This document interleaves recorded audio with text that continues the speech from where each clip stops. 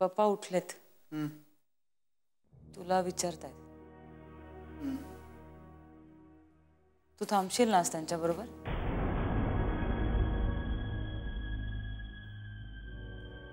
तू आहेस त्यांना खूप आधार वाटेल.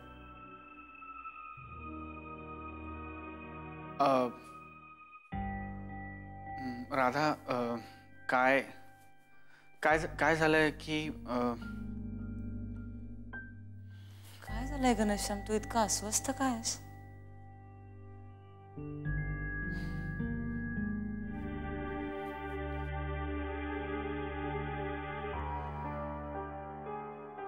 मला तुला काहीतरी सांगायचंय. काय सांगायचंय सांग ना. मला आज पुण्याला जावं लागणार आहे राधा. खूप महत्त्वाचं काम आहे. तू काम कॅन्सल नाही करू शकणार? किंवा पोस्टपोन नाही करू शकणार का? राधा, मला शक्य असतं तर मी तुझ्या विचारण्याची वाट बघितली असती का? मला पण मनापासून वाटतंय की पण खूप महत्त्वाचं काम आहे खरंच, आणि तितकंच अर्जंट पण आहे.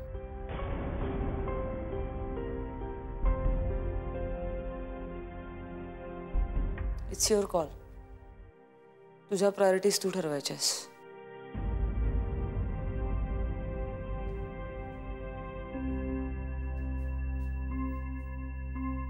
Any problem guys? गणेशमला एक खूप अर्जंट काम आलंय, त्याला पुण्याला जायला लागतंय.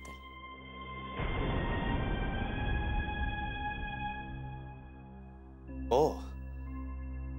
अगं मग प्रॉब्लेम काय त्यात? त्याचं अर्जंट काम आहे ना, जाऊ दे ना त्याला पुण्याला. आणि इथे तशी काही इमर्जन्सी नाहीये. आणि आपण आहोतच की.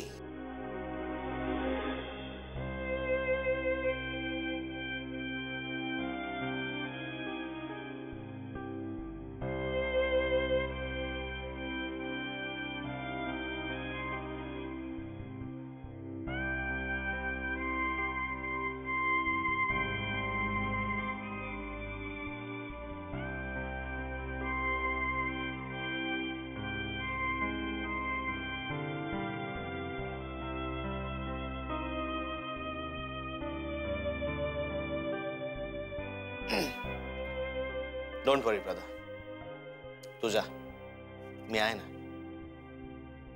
चहा घेणार आहेस? नाही नाही, घेच थोडा, आलोच.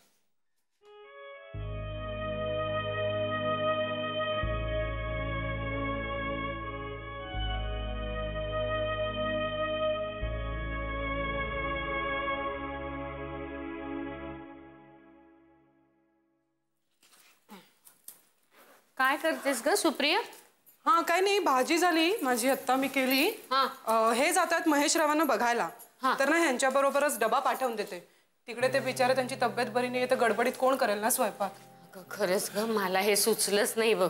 तुला बरोबर सगळं पटापटा सुचतं. काही नाही, झालंय माझं आता, फक्त कणिक मळून ठेवली आहे मी, तवा टाकलाय तापत, पोळ्या करून झाल्या की मग मी डबा पाठवते. अगं मग मी लाटते ना, तू भाजायला घे. वहिनी राहू दे, करेन ना मी पटा. अगं तू एकटी कशाला, आपण दोघींनी केलं की पटपट होईल ना.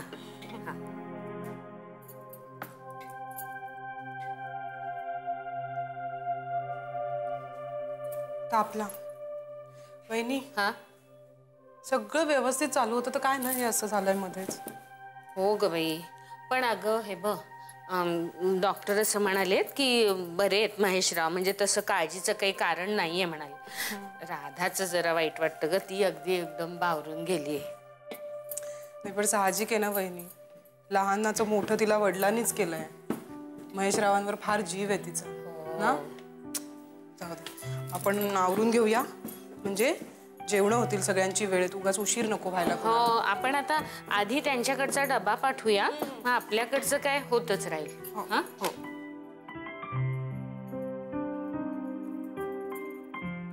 सुप्रिया, मला खरंच खूप कौतुक वाटतं ग तुझं. म्हणजे तुला ना बरोबर कधी काय करावं, कसं वागावं सगळं कळतं. सगळ्यांचं किती मनापासून करत असतेस तू. वहिनी माझं कौतुक नका करू तुम्ही. का ग बाई? आई मला म्हणते की तुझं कौतुक केलं ना की तू शेफारून जातेस खूप. असू दे, चालेल चालेल.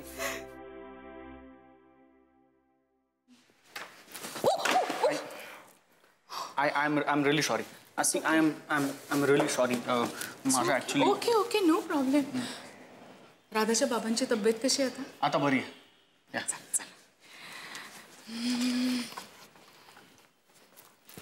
काय म्हणाले डॉक्टर? हे हे डॉक्टर आता येतील, म्हणजे डॉक्टर आहेत तिकडे आणि ते बरे होतील आता. मी आलोच आत्ती.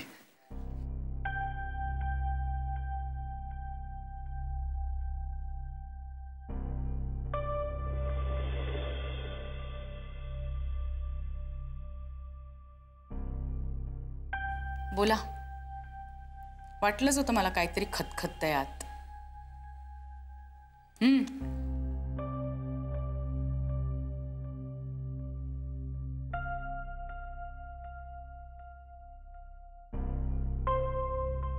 आत्या, हा गुन्हा आहे का? म्हणजे आपण एखाद्या सिच्युएशन मध्ये असतो आणि दुसरीकडे एक अत्यंत महत्त्वाचं काम असतं आणि आपल्याला माहिती असतं की त्या सिच्युएशन मध्ये राहून खरं तर काहीच फरक पडणार नाहीये आणि म्हणून आपण त्या सिच्युएशन ऐवजी ते काम निवडलं तर तो खूप मोठा गुन्हा आहे का? म्हणजे खूप त्यामुळे गिल्ट वगैरे वाटली पाहिजे का असं करणाऱ्या माणसाला? It depends upon the situation घना.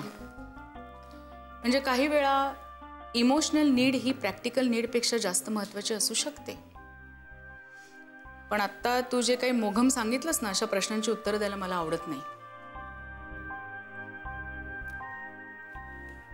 घना, तू तुझ्या प्रॉब्लेम प्रमाणे माणूस निवडतोस बोलायला.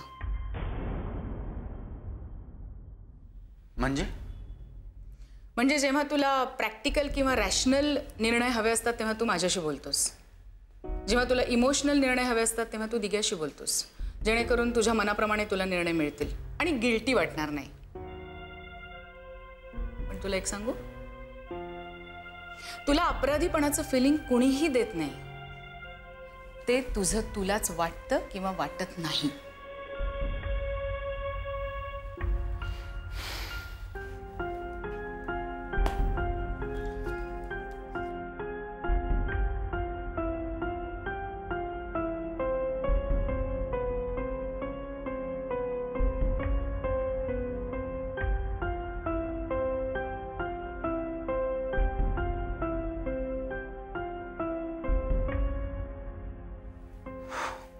फोकस.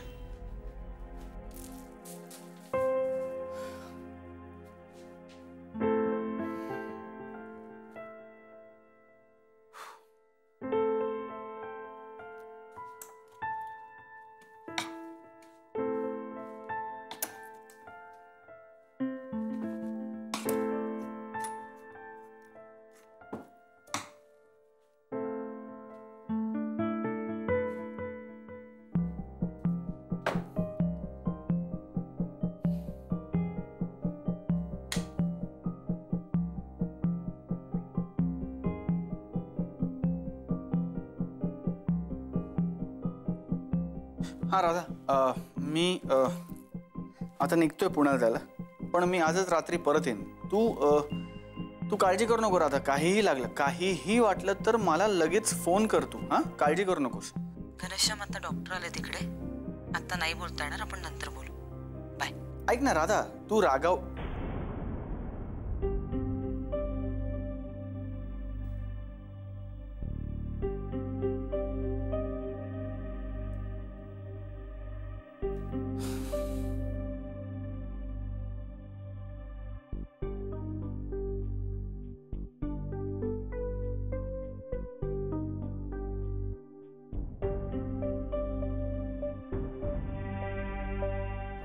अरे घना, तू ऑफिसला कधी जातोयस? महेशरावांसाठी डबा कर. पुण्याला जातोय.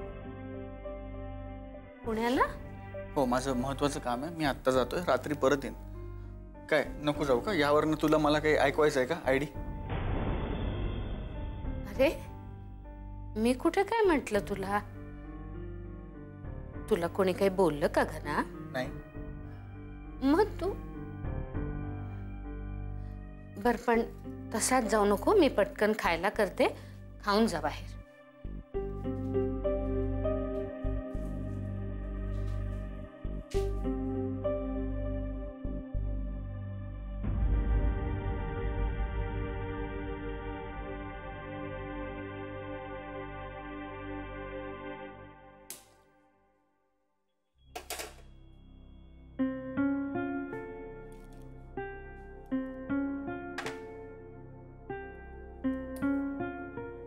राधा, जमाई बापू अजून आले नाहीत. म्हणजे कधी येणार आहेत हो असं विचारते. काही माहित नाही ग मला. अरे असं कसं माहित नाही? नाही म्हणजे त्यांचे बाबा आलेत, काका आलेत आणि जमाई बापूच नाही. कसं दिसतं? त्याला काहीतरी काम होतं महत्वाचं म्हणून गेलाय तो. राधा, आता कामाचं काय घेऊन बसलीस? काम उद्यावर ढकलता आलं असतं ना. पण त्यांनी आता इथे असणं महत्वाचं होतं की नाही सांग मला. नाही आणि बाबा आले, काका आले आणि ह्यांच्यामुळे पत्ताच नाही. काय प्रॉब्लेम आहे तुझा आत्ती? काय प्रॉब्लेम काय? आली आहेत ना ती सगळी माणसं. पप्पांची काळजी वाटते म्हणून आली आहेत ना सगळी माणसं. त्यांच्यासाठी चहा पाणी करायला त्याचा त्रास होतोय का तुला? बाजूला. माझ्या घरची माणसं आहेत, मी करते त्यांच्याकरता. तू करायची काही गरज नाही. एक घनश्याम नाही आलाय तर का नाही आले, का नाही आले? राधा, मला असं म्हणायचं नव्हतं. राधा,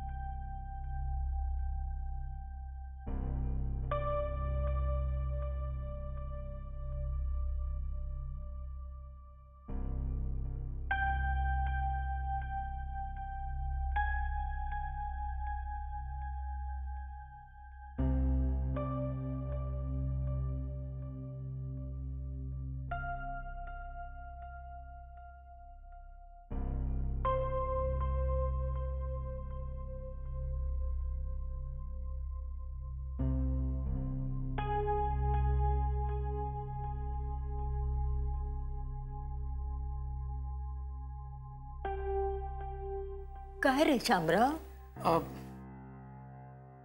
नाही काय नाही. मग रे? मी आशीर्वाद घ्यायला आलो होतो. माझे आशीर्वाद सदैव तुझ्या पाठीचे आहेत रे बाळा.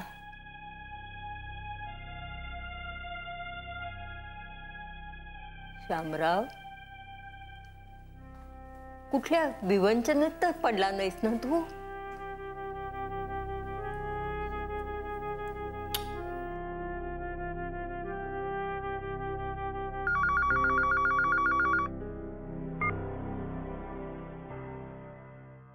माई, ज्यासाठी आपण हे सगळं केलं त्यापेक्षा काहीतरी वेगळंच घडतंय. जमाई बापूने राधा एकत्र याव्यात म्हणून हे केलं की नाही? तर काय तुमचे जमाई बापू दुसरीकडेच कुठेतरी निघालेत? काय उपयोग झाला नाटकाचा? कसं आहे मथू, आपण घोड्याला पाण्याजवळ नेऊ शकतो पण पाणी पाजू शकत नाही ना. अहो माई, मी मथू आजी नाही बोलत आहे, मी प्राची आत्या बोलते. प्राची बेबी आत्या. आणि काय बोलताय तुम्ही? हे घोडा पाणी समझ में नहीं आ रहा है कुछ मुझे. नंतर बोलते. अगं, माझा शामराव आशीर्वाद घ्यायला आला इथे. अरे बाप रे, मैं बाद में फोन करती हूँ आपको, ठीक है? हो, रखती हूँ फोन अभी. हाँ, बाद में बोलते. हाँ हाँ, बरं, हाँ नंतर सांगते. हाँ, मथू रे, तिच्या घरगुती समस्या. तुम्ही उशीर व्हायला नको, वेळेवर जायला हवं. जा बाळा जा. हो, येतो.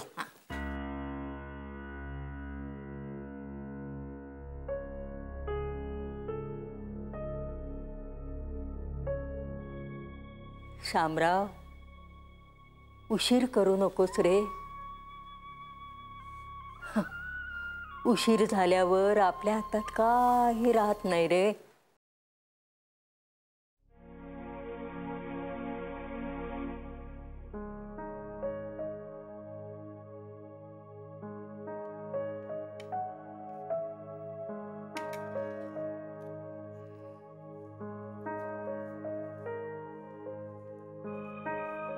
Special for you. अरे मला आत्ता नको, मला भूक नाही, मी नंतर खाईन. थँक्स. सकाळपासून काही खाल्लंयस का? नाही. तू जर तुझ्या पोटाला उपाशी ठेवलंस ना तर ते सुद्धा तुला त्रास दे. खरं तर ना 2-2 तासांनी आपण थोडं थोडं खायला हवं. आणि तू म्हणतेस तू सकाळपासून काहीच खाल्लेलं नाहीयेस, याचा अर्थ रात्रीचे 10 तास आणि मग त्यानंतर सकाळचे तास काउंट कर. म्हणजे जवळजवळ 15 तास तू काही खाल्लेलं नाहीयेस आणि तरी तू म्हणतेस की तुला भूक नाहीये. मी हे इथे ठेवतोय, तू खाणार आहेस.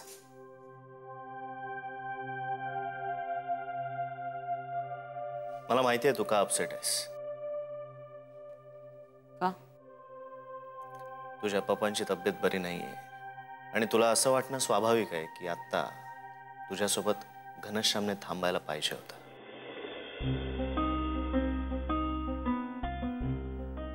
त्यांनी खूप प्रयत्न केला रे थांबायचा, पण त्याला खूप अर्जंट मीटिंग होती त्यामुळे जायला लागलं.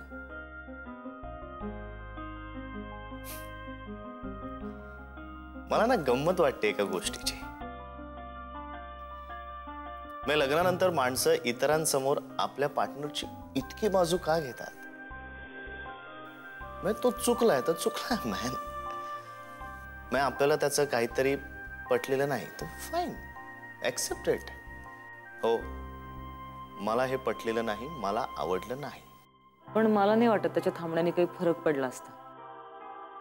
हा म्हणजे तो काही संजीवनी बुटी आणून देणार नव्हता पप्पांना, किंवा काही जादूची छडी फिरवून त्यांना बरं नव्हतं करणार ना. मला नाही वाटत त्याचं काही चुकलंय.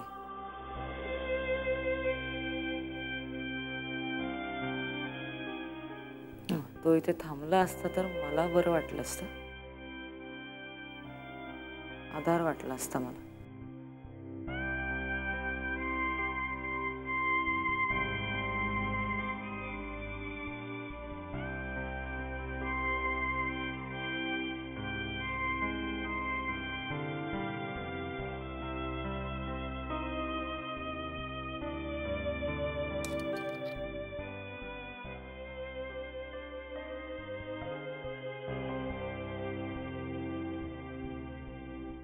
मला तर काही कळेनासच झालंय. म्हणजे त्या महेश्वरांना एवढं बरं नाहीये आणि हा घना त्यांना असं एकटं सोडून निघून गेला तिथनं. म्हणजे मला असं वाटतं की महेशरावांना गरज पण नसेल. अरे मदत काय आपण पण जाऊन करू रे. पण अशा वेळेला राधाला इमोशनल सपोर्ट द्यायला पाहिजे आणि ते काम नवऱ्यानेच केलं पाहिजे. हे सगळं करायचं सोडून हा घना असा अर्जंटली पुण्याला का निघून गेलाय. मला वाटतंय की ते नवीन नोकरीचाच लफडा असणार. अमेरिका? मग काय. मूर्ख बेअक्कल घना या परिस्थितीत राधाला एकटं टाकून अमेरिकेला जायची स्वप्न बघतोय. एक दिवस तो आपल्याला एकटं सोडेल अशी भीती वाटते रे मला. नाही खरंच ना, त्या राधाचं फार अवघड आहे रे याच्यामुळे. हे बस, अडून अडून खूप झालं. आता दादा वहिनीला सांगून टाकू एकदा. हो हो, नाही नाही, आपण लगेच त्यांना सांगून टाकू. हा चल घे. नुसतं पाणी आहे ना? हो रे बाबा. मी काही औषध बिवषध घातलेलं नाही. बेबी नाही ग, नाही जमत नाही आपल्याला हे. काय हे अभिनय करणं, आजारी पडल्याचं नाटक करणं, हे काही पूर्ण नाटक नाहीच आहे. जेव्हा सगळं खरं खरं सांगितलं तेव्हा त्रास कुणाला झाला होता, दरदरून घाम कुणाला फुटला होता, बीपी कुणाचं हाय झालं होतं. हा अरे पण म्हणून काय असं एका खोलीत डांबून ठेवण्यात का आजारी आहे का मी? हे बघ, ते महत्वाचं नाहीये. महत्वाचं काय आहे, हे जे आपण सगळं करतोय त्याचा काही फायदा होतोय का हे. कसं कळणार मला फायदा होतोय का नाही? एका खोलीत डांबून ठेवलंय, बाहेरच्या जगाशी काही संबंध नाहीये. कसं कळणार बाहेर काय चाललंय ते? काही विशेष चाललेलं नाहीये. अगदी निसर्गरम्य दृश्य नाही, डोळे दिपून टाकणं तर त्याहून नाहीये. राधा तर जमाई बापूंना रुसल्यासारखीच वाटत होती मला. अरे जमाई बापू काही बोलतच नव्हते राधाशी. 2 अनोळखी माणसं एकाच पेशंटला हॉस्पिटलमध्ये बघायला जावीत ना, तशी वाटत होती दोघं मला. काय कोणास ठाऊक, पण काय सांगता येत नाही. होईल पुन्हा त्यांच्यामध्ये समेट. हा बे होऊ दे रे बा.